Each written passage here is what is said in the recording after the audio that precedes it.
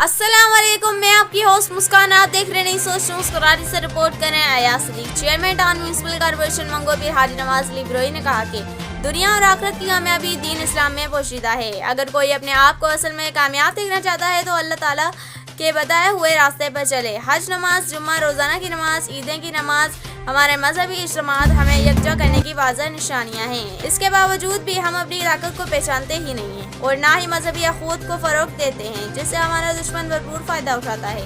इस नफ्सा नफ्सी के आलिम में जो लोग भी उम्मत मुस्लिमा को जोड़े रहे हैं, हमें इनके हाथ मजबूत करने चाहिए। इन ख्यालात का इज़हार उन्होंने तबलीगी जमात के कराची मरकज़ में होने वाले इज्तिमा के इंतजामात का जायजा लेते हुए किया।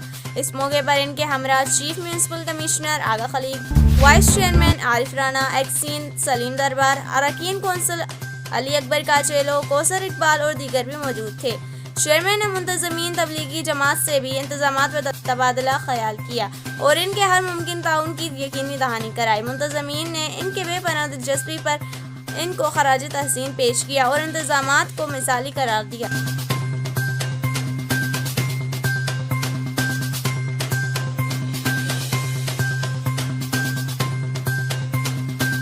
इस वीडियो को लाइक करें, हमारे चैनल को सब्सक्राइब करें और बेल आइकन जरूर प्रेस करें हमारी न्यू वीडियो सबसे पहले देखने के लिए।